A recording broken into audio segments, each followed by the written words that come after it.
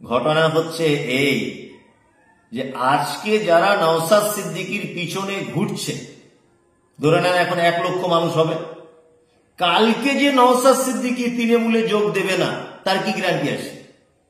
কালকে যে নওশাদ সিদ্দিকী কংগ্রেসে যোগ দেবে না তার কি গ্যারান্টি আছে?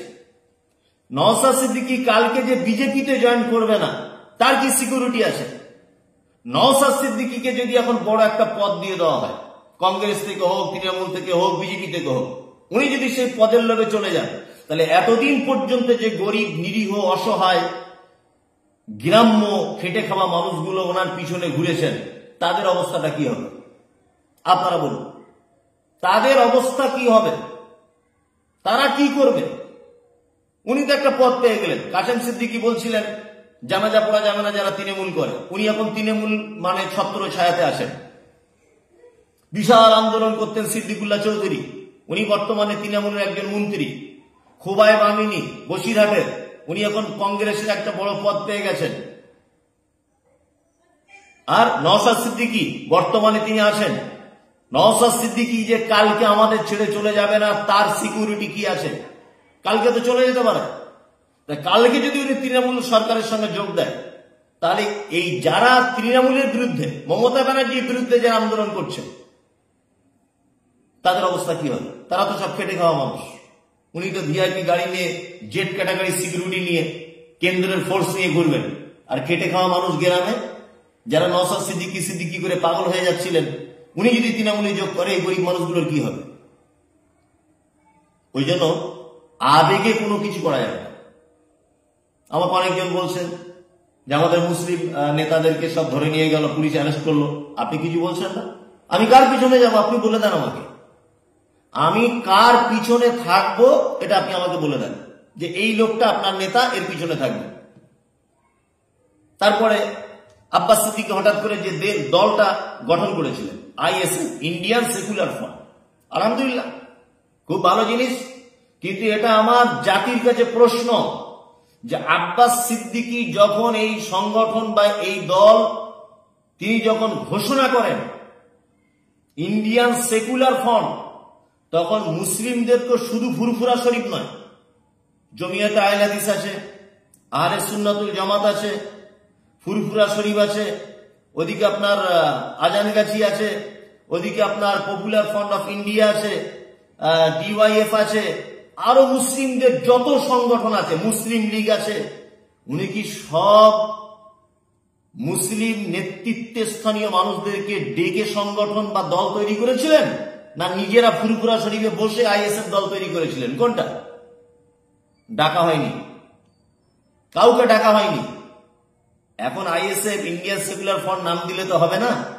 এই সংগঠন, এই দল করার আগে উচিত ছিল মুসলিম সমস্ত সংগঠনের দায়িত্বে যারা আছে সেই সমস্ত নেতৃত্বদেরকে ডেকে এক জায়গায় বসে আলোচনা করে তবে এই দলটা গঠন করা উচিত ছিল। আজকে আপনার আইএসএফ এর পিছনে আমি ঘুরবো, কালকে আপনি তৃণমূলে চলে যাবেন টাকার কারণে, পদের কারণে। আমি গরিব মানুষ, আমি কি করব? এর জবাব কে দেবে? ওই জন্য বলছি, আবেগে কোনো জিনিস করবেন না, আবেগে কোনো জিনিস কাউকে বলবেন না। আমিও প্রতিবাদী কণ্ঠ যাদের সাথে আছি, কোনো সমস্যা নেই। তবে ভালো নেতা পাচ্ছি না, যে নেতৃত্ব দেবে তার পিছনে থাকবে। তবে একটা জিনিস না বললেও নয়, আপনি ভালো নেতা হিসাবে আমার কাছে এই মুহূর্তে কামরুজ্জামান ভাই A1। কারণ কামরুজ্জামান ভাইকে আমি ছোটবেলা থেকে দেখছি, উনি প্রতিবাদী, ওনার কণ্ঠ আছে, এবং উনি বিশেষ কোনো রাজনৈতিক দলের সঙ্গে যুক্ত নন। উনি অন্যায় দেখলেই প্রতিবাদ করেন, অন্যায় দেখলেই প্রতিবাদ করেন। উনি কোনো রাজনৈতিক দলের সঙ্গে ব্যক্তিগতভাবে ওতপ্রোতভাবে জড়িত নন। উনি একজন ভালো একটা সংগঠন করেন, সেই সংগঠনের মাধ্যমে তিনি প্রতিবাদ করেন। ওই জন্য বলবো যে আবেগে ভেসে কাউকে কিছু বলা ঠিক নয়। এই কথাগুলো যা বললাম একটু ভেবে চিনতে দেখবেন যে আপনি কাকে বিশ্বাস করবেন, কোন মুসলিম নেতাকে আপনি বিশ্বাস করবেন। সব তো একই অবস্থা। যাই হোক, আমার এই কথাগুলো বলার অনেক দিন থেকে ইচ্ছা ছিল, অনেক মানুষ কমেন্ট করে আমাদেরকে বলে, এই কারণে আপনাদেরকে বললাম আমার এই বক্তব্যটা বা আমার এই মন্তব্যটা কেমন লেগেছে আপনাদেরকে জানি না, তবে এক এক মানুষের কাছে এক এক রকম লাগবে। যার কাছে যাই লাগুক, আমি আমার মনের ইচ্ছাটা বা মনের আবেগটাকে আজকে প্রকাশ করলাম। আসসালামু আলাইকুম ওয়া রাহমাতুল্লাহ। কিছুদিন আগে আমাকে একজনা জিজ্ঞাসা করছে জলসাতে, কি জিজ্ঞাসা করছে, বলছে আপনাদের সব ভালো, আপনাদের ভণ্ডামি বেশি মৌলভী সাহেবদের। কি ভণ্ডামি বেশি? বলছে আমরা ছোটবেলাতে শিখেছি আলিফ বে তে সে জিম হে খে, আমরা ছোটতে শিখেছি না? এখন আবার মৌলভী সাহেবরা ঢং করে বলছে আলিফ বা তা সা জিম হা খ। এটা কেমন হলো? হ্যাঁ, তাহলে আপনি কি করেন? বলছে আমি পেশা একজন প্রাইমারি স্কুলের টিচার। তাহলে আগে আলিফ বে তে সে এটা ছিল, আপনার প্রশ্ন জেগেছে আলিফ বা তা সা এটা কেন হলো? আচ্ছা বলুন তো, আপনি লিচু বানান করুন, লিচু। তা বলছে লয় হর্ষি চয় হর্ষু লিচু। যে কেন? অ আ হর্ষই দীর্ঘ এতে লি বলে একটা অক্ষর আছে না, আছে না নেই? আমি বললাম মাস্টার মশাই তাহলে লি দিয়ে লিচু হলো না কেন, ল দিয়ে কেন হলো? হ্যাঁ, লি চয় হর্ষু লিচু হবে, ল দিয়ে হলো কেন? উত্তরটা দেন। বলছে আপনাদের সঙ্গে কথা বললে তো পেঁচে লাগিয়ে দিবেন, পারা যাবে না। পেঁচে নয়, আপনার ভিতরে গাদা গাদা এরকম সিস্টেম রয়েছে যে জানে তারপরে বলতে পারে না। শুধু আপনার আলেমদেরকে দেখতে পান, শুধু আলেমদেরকে দেখতে পান, আর কাউকে দেখতে পান না। যে কথা আপনাকে বলছিলাম, আপনার ছেলে ওই শিক্ষা শিক্ষিত হোক, কোনো আপত্তি নেই, তবে আপনাকে বুঝে নিতে হবে যে কোরআন মাজিদের বিপক্ষে কথা বলেছে। বলছে মানব থেকে মানুষ হয়েছে, কি আশ্চর্য শিক্ষা! মাঝে সাঝে হাসিও পায়, খুব হাসি পায়। এই যে আমাদের বিভিন্ন মাস্টার মশাইদের ঘরে দেখবেন লাগানো আছে একটা ক্যালেন্ডার। প্রথমে এক ছোট্ট মানুষ, হ্যাঁ, তারপরে দেখবেন একটা গড়িয়াল, তারপরে দেখবেন আর একটা মানুষের মতো দেখতে, তারপরে দেখবেন আর একটা, তারপরে দেখবেন আর একটা প্যান পড়া নেই, চামড়ার এরকম একটা হাফ প্যান্ট মতো, তাই না, হাতে লাঠি, তারপরে দেখবেন মানুষ। মানে বোঝাতে চাই যে প্রথমে বাঁদর ছিল, তারপরে ওখান থেকে আর একটু হাইব্রিড বাঁদর হলো, ওর থেকে গড়িয়াল হলো, ওর থেকে আর একটু ইয়ে হলো, ওর থেকে বেনাদো হাতে এসে মানুষ হয়ে গেছে। এটা বোঝাতে চায় না? হ্যাঁ, ওদের মাথাতে কি মগজ নাই নাকি? ছি ছি ছি, এগুলো কি করে মানুষ বুঝে এই বিজ্ঞানের যুগে? হ্যাঁ, বোকা মানুষ তো বুঝবে না। আপনার বাড়িতে একটা গরু আছে, দেশি গরু। আমি যদি অস্ট্রেলিয়ান একটা হাইব্রিড গরুর বীর্যকে এনে ডাক্তারবাবুর পরামর্শে যদি তার ভিতরে যদি পুশ করি, আচ্ছা বলুন তো, হাইব্রিড একটা গরুর বাচ্চা তার পেট থেকে পাওয়া যাবে কি যাবে না? যাবে, সম্ভব, অবশ্যই সম্ভব। কিন্তু আমি যদি একটা ঘোড়ার বীর্যকে নিয়ে যদি ওই গরুর জরায়ুতে যদি পুশ করি, আচ্ছা বলুন তো, ঘোড়ার বাচ্চা হবে সম্ভব না অসম্ভব? অসম্ভব, হতে পারে না। কারণ ওর পেটের ভিতরে ঘোড়ার সিস্টেম নেই, গরুরই সিস্টেম আছে। তাহলে মানুষ সব ওই করতো। বানর একটা ভিন্ন প্রাণী, তার থেকে মানুষ হয় কি করে? তার থেকে অন্য জাতের বাঁদর হতে পারে। যেমন ঘোড়াতে আর গাধাতে মিলন করলে ঘোড়ার মতো একটু দেখতে হয়, গাধার মতো একটু দেখতে হয়, খচ্চর, এটা সম্ভব। কিন্তু বানর আর কোথায় মানুষ? এটা হয় কি করে? আল্লাহু আকবার। আপনার ছেলে এগুলো সব শিখুক, বানর থেকে মানুষ এটা আপনার বেটা শিখুক, কিন্তু আমার আপত্তি এই জায়গায় সাথে সাথে এটাও আপনার বেটা জানুক যে মানুষকে মাটির উপাদান দিয়ে তৈরি করা হয়েছে। তাহলে দুটোই বজায় থাকবে, এটাও থাকবে ওটাও থাকবে। শিক্ষিত মানুষদের সম্মান আমরা দিতে পারিনি, ইসলাম দিয়েছে। ইসলাম শিক্ষিত মানুষদের কত সম্মান দিয়েছে, এই দেখুন, আপনাকে শিক্ষার কত মর্যাদা দিয়েছে ইসলাম। আচ্ছা বলুন তো, বাড়িতে কুকুর লালন পালন করা এটা জায়েজ না না জায়েজ? না জায়েজ। নবীজি বলেছেন, কেউ যদি বাড়িতে ইচ্ছাকৃত যদি কুকুর যদি রাখে, প্রত্যেক দিন সকালে তার আমলনামা থেকে 2টি উহুদ পাহাড়ের সমান নেকি মাইনাস করে দেওয়া হবে। অনেক ধনী মানুষকে দেখতে পাওয়া যায় বাড়িতে ঢং করে বাড়িতে কুকুর পুষে রাখে, রাখে না? হ্যাঁ, ও জানে না যে ক্ষতি কি হচ্ছে, একে তো নেকি করতে পারে না, তারপরেও যে 50,000 দান করে নেকিটা হয়েছিল, কুকুর থাকার কারণে সাথে সাথে মাইনাস। চলবে না। তবে মুহাম্মদ সাল্লাল্লাহু আলাইহি ওয়াসাল্লাম এই কথা বলেছেন, প্রশিক্ষণ প্রাপ্ত কুকুর যদি হয় তাহলে তুমি তোমার বাড়িতে রাখতে পারবে, তোমার গরুর গোয়ালটা চৌকি দেওয়ার জন্য, তোমার সম্পদকে রক্ষা করার জন্য, তোমার বাড়িতে সিকিউরিটি হিসেবে কাজ করবে। প্রশিক্ষণ প্রাপ্ত শিক্ষিত কুকুর হলে রাখা বৈধ। কি বুঝলেন? মুহাম্মদ সাল্লাল্লাহু আলাইহি ওয়াসাল্লাম শিক্ষিত কুকুরকে পর্যন্ত মর্যাদা দিতে গিয়ে বলেছেন তুমি তোমার কাজে লাগাতে পারো। মানুষ তো দূরের কথা, কুকুরও যদি শিক্ষিত হয়, এটা আমার মালিকের মুরগি আর এটা পাশের বাড়ির মুরগি, এই জ্ঞানটা যখন তার থেকে যাবে, তুমি বাড়িতে রাখতে পারো, প্রয়োজনে প্রয়োজনে রাখতে পারো। তার মানে বোঝা যায় শিক্ষিত মানুষের মূল্য শুধু আমরা দিতে পারিনি, মুহাম্মদ সাল্লাল্লাহু আলাইহি ওয়াসাল্লাম কুকুরকে পর্যন্ত দিয়েছেন যে যদি প্রশিক্ষণ প্রাপ্ত হয় তাকে তুমি প্রয়োজনের খাতিরে বাড়িতে রাখতে পারো। আমরা শিক্ষিত মানুষদের দিতে পেরেছি মর্যাদা? দিতে পেরেছি বলুন? দিতে পারিনি। অনেক সময় অনেক অভিযোগ, স্লোগান সোশ্যাল মিডিয়াতে দেখতে পাওয়া যায়, যায় না? কি দেখতে পাওয়া যায়? এই সরকার, মমতা ব্যানার্জি সরকার কলকাতা নেতাজি ইন্ডোর স্টেডিয়ামে ডেকে ওই ইমাম সাহেবদের 10-12 বছর পরে 500 টাকা বাড়িয়েছে, এ দাবি মানছি না, মানবো না, এ টাকা নিচ্ছি না, নেবো না, অমুক তমুক, এটা ওটা করি। কি করি না? অনেক সময় রাস্তাঘাটে অবরোধ করি না আমরা? সরকারের ভুল হয়ে গেলে বা কোনো নেতা মন্ত্রী ধর্মীয় ব্যাপারে আঘাত করলে আমরা তার বলিষ্ঠ কণ্ঠে বক্তব্য দিয়ে প্রতিবাদ জানাই কি জানাই না? জানাই। কেন জানাবেন? কেন কেন জানাবেন? আপনি তো শিক্ষিত মানুষকে মর্যাদা দেননি।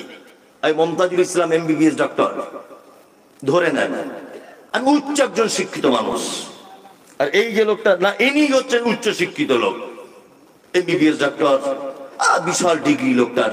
ভাই আমার খুব ভালো। যাই হোক, এখানে এসে এত সুন্দর ব্যবহার দেখলাম মানুষের, মানে মেঘে মান্দারিতে এসব ভাইদের, আমি খুব মুগ্ধ আজকে, সত্যি খুবই ভালো লেগেছে। তাই ভাই খুব শিক্ষিত মানুষ। এই ভাই এই গ্রামে বাড়ি বেনাদোয়াতে, আর আমার নাম মমতাজুল ইসলাম, আমি রিক্সা চালাই। আমি লেখাপড়া খুব একটা বেশি জানি না, আগে টোটো চালাতাম, এখন টোটোর ভাড়া কম, ব্যাটারি খারাপ হয়ে যাচ্ছে, ওই জন্য আবার রিক্সা কিনেছি, নিয়ে রিক্সা চালাই। না, আমরা দুজনা গ্রামে 2 দিন পরে ভোট, পঞ্চায়েতের দুজনা ভোটে দাঁড়িয়েছি। আমি তৃণমূল থেকে দাঁড়িয়েছি, ও দাঁড়িয়েছে CPM থেকে বা নির্দল থেকে। আমি কি করি? রিক্সা চালাই, অশিক্ষিত গন্ডমূর্খ, বুঝলেন না? আর উনি শিক্ষিত মানুষ, উনি দাঁড়িয়েছে নির্দলে, আমি দাঁড়িয়েছি তৃণমূলে। ধরে না, বোঝানোর জন্য বলছি। আচ্ছা বলুন তো, যে রেজাল্ট আউট হবে জিতবে কে? কথা বলুন, সম্ভব না? বেশি কার? হ্যাঁ, রাইট, ঠিক বলেছো। ভয় না করে রানিং পার্টি জিতবে, জিতবে না? তার মানে আমরা, আপনারা আমাকে প্রধানের কাজ পর্যন্ত, অর্থাৎ ভিডিও পর্যন্ত বা অঞ্চল পর্যন্ত পৌঁছিয়ে দিয়েছেন একজন অশিক্ষিত গন্ড মূর্খ লোককে ভোট দিয়ে। কি বলছি বুঝতে পারছেন না? অথচ একটা শিক্ষিত মানুষ, জ্ঞানী মানুষ, তাকে কেউ ভোট দিলেন না। তাহলে এই লোকটা যখন MP ভোট হচ্ছে, MLA ভোট হচ্ছে, একটা চোর ভোটে দাঁড়িয়েছে, আপনি জানেন এলাকার 1 নম্বরের খুনি, কিন্তু রানিং পার্টিতে দাঁড়িয়েছে বলে ভোট দিয়ে দিলেন। অথচ একজন মাস্টার মশাই দাঁড়িয়েছে, ভদ্র মানুষ দাঁড়িয়েছে, নির্দলের প্রার্থী, একজনও ভোট দিলেন না। আপনি চোরকে পাঠিয়েছেন পার্লামেন্টে, ওর থেকে ভালো কিছু আশা করতে পারেন? পারেন বলুন? পারেন না। কোথাও শিক্ষিত মানুষদের মর্যাদা নেই। এই জন্য আজকে সমাজে এই অরাজকতা। শিক্ষিত মানুষদের সম্মান দিতে শিখুন। আজকে আমাদের সমাজের কি অবস্থা? শিক্ষা অধঃপতনে চলে যাচ্ছে। তার আরেকটা কারণ, আগামী জেনারেশন পঙ্গু হতে চলেছে। আপনাকে বলে দিলাম, এটা আগামী 2-10 বছরের শিক্ষা ব্যবস্থা পঙ্গু হতে চলেছে। এই যে আপনাদের মুর্শিদাবাদী মনে হচ্ছে সম্ভবত একটা চ্যানেল আছে, পল্লীগ্রাম না কি বলছে, শফিকের ভিডিও। হ্যাঁ, ফচকে ছেলে কি করে পরের মেয়েকে পটিয়ে পাঠিয়ে বিয়ে করতে হয় এটা দেখায়, দেখায় না? হ্যাঁ, আর কি করে বউ সাজতে হয় এটা দেখায়, কি করে পরের মেয়েকে এরকম করে গুতা দিতে হয় এটা দেখায় ওখানে। হ্যাঁ, কি করে কাকে চোখ মারতে হয় এটা দেখায়, কোমর দুলিয়ে মানে পেট বার করে ড্যান্স করতে হয় বাচ্চা ছেলেকে, এটা দেখানো হয়। দেখানো হয় না? দেখানো হয়। কি করে মিথ্যা কথাটা গুছিয়ে বলতে হয় এই ভিডিওতে দেখানো হয়। আর আপনার আমার বাড়ির মেয়ে, আপনার আমার বাড়ির ছোট বাচ্চারা মোবাইলে লিখতে না পারলে বলছে শফিকের ভিডিওটা করছে। কি করছে না? সারাদিন এই নিয়ে ব্যস্ত, সারাদিন টোটাল সমাজের সিস্টেমটাই নষ্ট করে দিয়েছে। আর ইহুদি খ্রিস্টান এটা চাইছে, ইহুদিরা যেরকম হোক আর সব বাচ্চা ছেলে পঙ্গু হয়ে যাক। এগুলো হচ্ছে কি হচ্ছে না? আল্লাহু আকবার। এই সমস্ত চ্যানেলগুলোকে বয়কট করা দরকার অবিলম্বে। সরকারি পক্ষ থেকে এদের ব্যাপারে কড়া স্টেপ নেওয়া উচিত। জনস্বাক্ষর করে এই চ্যানেলের বিপক্ষে থানাতে অভিযোগ জানানো উচিত। গোটা শিক্ষার ব্যবস্থা, শিশু মনের, কচি মনের সুচিন্তা ভাবনাকে এই সমস্ত মিডিয়াতে দেখা, পল্লীগ্রাম, এটা ওটা, এই সমস্ত ভিডিও আমাদের সর্বনাশ করে দিচ্ছে আগামী জেনারেশনকে। করছে কি করছে না? একটা বাচ্চা শিশু কাছে মোবাইল না থাকলে ভাত খায় না। আপনাকে কি বলবো, আমারও মেয়ের অবস্থা তাই, কিছু করার নেই। অবশ্যই আপনার কাছে বিনীত অনুরোধ, শিক্ষার শিক্ষিত হন, আপনার ছেলেকে করুন, তবে একেবারে এক পক্ষ অবলম্বন করবেন না, তাহলে সমাজ আরো অধঃপতনে চলে যাবে। কি বলছি বুঝতে পারছেন? আপনার ছেলে শিক্ষার শিক্ষিত হোক, সাথে সাথে মাদ্রাসার সঙ্গে একটুখানি টাচ রেখে দেবেন ইনশাআল্লাহ। ইনশাআল্লাহ দ্বীনি শিক্ষা এবং দুনিয়াবি শিক্ষা দুটোই হবে ইনশাআল্লাহ। তাহলে আপনার ছেলেকে মানুষ বলে সমাজে গণ্য হবে, তাছাড়া হবে না। কি আশ্চর্য ব্যাপার! দ্বীনি শিক্ষা না থাকলে কত সমস্যা দেখতে পাচ্ছেন না? ওই যে বাংলাদেশের একটা কোন নাস্তিক আছে, আসাদ নূর, ব্রাদার রাহুলের সঙ্গে ডিবেট হলো, যেটা দেখেছেন, কত বড় অসভ্য নাস্তিক। নাস্তিক আবার মানুষ হয় নাকি? নাস্তিক তো কেউ হয় না, গরু হতে পারে, নাস্তিক হবে না। ও শিক্ষিত যদি হবে, নাস্তিক হবে না। ঠিক আছে, জেনারেল শিক্ষিত অনেক লোক আছে, আমার এই কথাগুলো কেটে দেন তো দেখি, তাহলে বলবো আপনি বাপের বেটা। আপনার কত সার্টিফিকেট আছে আর কত আপনার এডুকেশন আছে, কত আপনি শিক্ষিত মানুষ, আমার এই কথাগুলো কেটে দেন। যে মমতাজুল সাহেব আপনি এতক্ষণ যা কথা বললেন সব কথা ক্যান্সেল, এটাই ঠিক। মানুষ নাস্তিক কেন হবে? গরু হতে পারে। একটা কথা মাথায় রাখবেন, আমি বিরিয়ানি খাচ্ছি এখানে এসে বেনাদোয়াতে, বিরিয়ানি অরিজিনাল খাইনি, বোঝানোর জন্য। কেউ বুঝতে পারছেন না, তবে আমাকে রিকোয়েস্ট করেছে অনেকবার খাওয়ার জন্য, এটা বোঝানোর জন্য। বিরিয়ানি খাচ্ছি, খুব টেস্ট বিরিয়ানি, আরে বাবা, একদম মচমচ মচমচ করে মুখে দিয়ে চিবিয়ে একদম পেটের ভিতরে ঢুকিয়ে দিলাম। আচ্ছা বলুন তো, আমি যে বিরিয়ানিটা খেলাম এর পিছনে একটা রাঁধুনি আছে না নেই? আছে, আছে, রাঁধুনি থাকবে। আমি এই মাইকটায় কথা বলছি, এই মাইকের পিছনে একজন মাইকটা যে তৈরি করেছে কর্তা, এটা থাকবে কি থাকবে না? থাকবে। একজন গায়ক গান গাইছে, এ দুনিয়া এ মাহফিল তেরি কাম কি নেই, গান শুনছে। আচ্ছা বলুন তো, এই গান শুনতে শুনতে আপনার একটা গায়কের কথা মনে পড়বে কি পড়বে না? পড়বে কি পড়বে না? পড়বে। গান মানে গায়ক থাকতে হবে। এক কথায় বোঝা যায়, কর্ম থাকলে কর্তা থাকা বাধ্যতামূলক। কাজ যেখানে আছে তার পিছনে একজন কর্তা থাকতেই হবে। হবে কি হবে না? হবে। এই যে প্রতিদিন পূর্ব দিকে সূর্য উঠছে, পশ্চিম দিকে ডুবে যাচ্ছে, আচ্ছা বলুন তো, প্রতিদিন এই যে ডিউটি সূর্যটার, এটা একটা কাজ কি কাজ নয়? তাহলে এর পিছনে একটা কর্তা থাকতে হবে কি হবে না? হবে। তার মানে বোঝা যাচ্ছে নাস্তিক হবার কোনো অপশন নেই, ও গরু, ও নাস্তিকও নয়। আশ্চর্য ব্যাপার, ও স্রষ্টা চিনতে পারছে না। রসগোল্লা খেয়েছেন? রসগোল্লা খান, খুব মিষ্টি, খুব টেস্ট, তাই না? খুব টেস্ট। আমি এখানে খেলাম 2 পিস, খুব টেস্ট বেনাদর রসগোল্লা। আচ্ছা, এই রসগোল্লাটা যখন খান, এতেও তো স্রষ্টাকে আবিষ্কার করা যায়। মাথা রাখবেন, স্রষ্টাকে আবিষ্কার করতে হয়। আবিষ্কার মানে খুঁজে পাওয়া, স্রষ্টাকে খুঁজে পেতে হয়। কেমন করে? আপনাকে একটা জিনিস বলে দিচ্ছি। রসগোল্লা যেটা আপনি মুখে দিয়ে খুব টেস্ট, উড়ি বাবা রে, সাংঘাতিক ব্যাপার। বলুন তো, রসগোল্লা তৈরি হয় কি দিয়ে? ছানা, তাই না? আচ্ছা, ছানা তৈরি হয় কি দিয়ে? দুধ। দুধ তৈরি হয় কোথায়? গরুতে। গরু খায় কি? ঘাস খায়, তাই না? ঘাস খায়। ও বিচুলি খায়, যেটা ধানের খড় খায়, তাই না? সবকিছু খায়। ওর পেটে থাকে কি? গোবর। গোবর। ওর শরীরের ভিতরে আছে কি? রক্ত, তাই না? এই রক্ত গোবর, তার মাঝখান থেকে সাদা স্বচ্ছ দুধ তার বাঁট দিয়ে টেনে টেনে বার করা হয়। এই যে টোটাল পদ্ধতিটা, একটা গরু ঘাস খেলো, ঘাস খাওয়ানোর পরে চিবিয়ে চিবিয়ে পেটে গোবর হলো, ওর ভিতর থেকে আবার দুধ তৈরি হলো। আচ্ছা, কোনোদিন দুধ পান করতে গিয়ে গোবরের গন্ধ পেয়েছেন? পাননি। কে এই সিস্টেম করলো? কে? আল্লাহ। আল্লাহ আল্লাহ। মানুষ নাস্তিক হয় কি করে? অসম্ভব নাস্তিক হতে পারে না কেউ। যে বলছে আমি নাস্তিক, there is no God, আল্লাহ বলে কেউ নেই, ও নাস্তিক নয়, ও গরু। এই রসগোল্লা পর্যন্ত আসা, বলুন তো দেখি এর পিছনে একজন কর্তা আছে না নেই? আচ্ছা, কে তিনি? আল্লাহ আল্লাহ আল্লাহ। এইবার আপনাকে বলবো শিক্ষিত মানুষদের সম্মান কতটা। এক, খুব মনোযোগ দিয়ে আমার বক্তব্যের এতক্ষণ সব যদি ভুলে যান, আমার 10 পয়সা আপত্তি নেই, এই জায়গাটা ভুলবেন না। পবিত্র আল কোরআনে শিক্ষিত মানুষদের মর্যাদা দিতে গিয়ে আল্লাহ সুবহানাহু ওয়া তাআলা একটা আশ্চর্য ঘটনা বর্ণনা করেছেন। ইতিপূর্বে আপনি শুনেছেন, এটা আমি জানি, তারপরেও আপনার সঙ্গে পুনরাবৃত্তি করছি আমি। লোকমান হাকিম বলে একটা লোক ছিলেন, নাম শুনেছেন? শুনেছেন? নবী ছিলেন? হ্যাঁ, ছিলেন না। রসুল ছিলেন? ছিলেন না। সাধারণ মানুষ ছিলেন। বাড়ি কোথায়?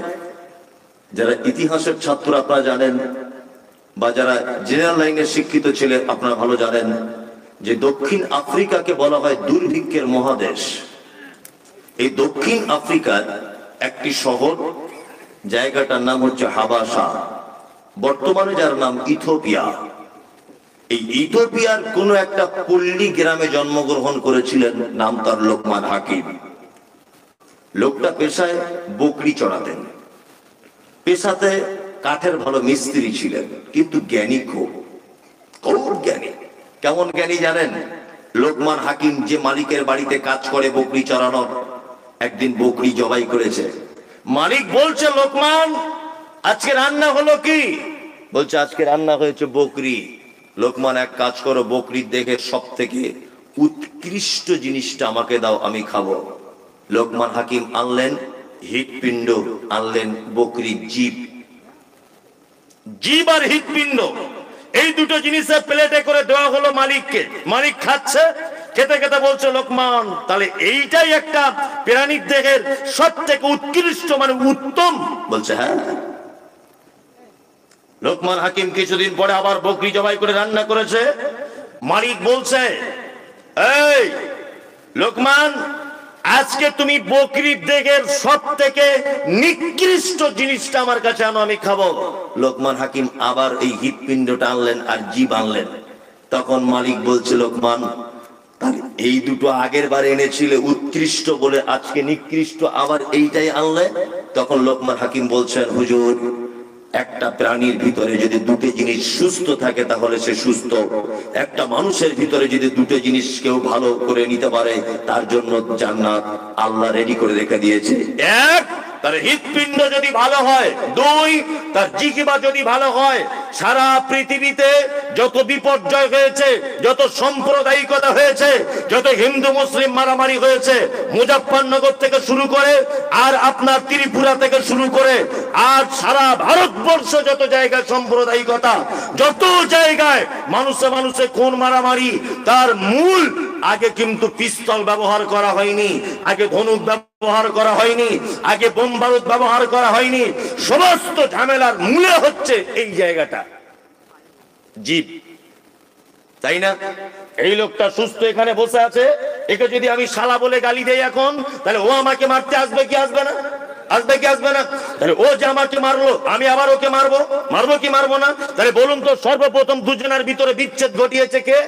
এই যে শালা বলে গাল দিয়েছি, তাই মানে জীব। এই জায়গাটা যে হেফাজত করতে পারবে, এই লোকমান হাকিম তার বেটাকে কয়েকটা জিনিসের শিক্ষা দিয়েছেন। আপনার কাছে অনুরোধ, আল্লাহ সুবহানাহু ওয়া তাআলা লোকমান হাকিমের সেই শিক্ষাটাকে, তার বেটাকে দেওয়া শিক্ষাকে এত গুরুত্ব দিয়েছেন, এত মর্যাদা দিয়েছেন। লোকমান হাকিমের দৈহিক গঠন সম্পর্কে তাফসীরের ভিতরে বলা হচ্ছে, লোকটা ছিল মানে বেঁটে লোক, চওড়া, কালো, কুচকুচ কুচকুচ কুচকুচ করতো। আফ্রিকার লোক মানে ঠোঁটটা মাটির দিকে ঝোলা। কালো কুচকুচে লোক। এর থেকে আর একটা জিনিস বুঝে নেন, বংশ মর্যাদা আপনার মর্যাদা বাড়ায় না। বাড়ায়? বাড়াবে না। আপনি সুন্দর বলে আপনার মর্যাদা বাড়াবে? বাড়বে না। কোটিপতি লোক আপনার মর্যাদা বাড়বে? বাড়বে না। কিন্তু আপনি শিক্ষিত মানুষ হলে আপনার মর্যাদা কে বাড়বে? লোকমান হাকিমকে আল্লাহ তাআলা একেবারে টেনে নিয়ে চলে এলেন পবিত্র আল কোরআনুল কারিমে। আশ্চর্য ব্যাপার, লোকমান হাকিম তার বেটাকে শিক্ষা দিচ্ছেন। সেই শিক্ষাটা আমি এবং আপনি কাল সকাল হতে হতেই আমার বেটাকে আর বেটিকে দেবো ইনশাল্লাহ। ইনশাল্লাহ বলুন, ইনশাল্লাহ। এক, লোকমান হাকিম তার বেটাকে বলছেন, ওয়াইজ ক্বালা লোকমান লিইবনিহি ওয়া হুয়া ইয়াইযুহু ইয়া বুনাইয়া লা তুশরিক বিল্লাহ ইন্নাশ শিরকা লাযুলমুন আযীম।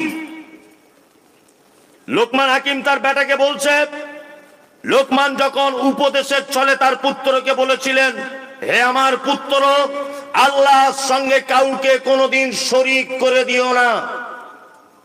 আপনার পরিবারকে, আপনার বেটাকে, আপনার বেটিকে, আপনার স্ত্রীকে, আপনার মাকে, আপনার বোনকে, আপনার বাপকে যদি জাহান্নামের আগুন থেকে যদি বাঁচাতে চান, তাহলে আপনার পরিবারকে সর্বপ্রথম যে শিক্ষাটা দেওয়া লাগবে সেটা হচ্ছে কি? শিরক। শিরক থেকে দূরে চলে এসো। পৃথিবীতে যত পাপ আছে শিরকের থেকে আর বড় কোনো পাপ কি নাই। শিরক কাকে বলে এটা আমি বলেছি অনেকবার, তারপরে আপনার স্মরণে নেই। আজকে ডাইরেক্ট শুনে যান।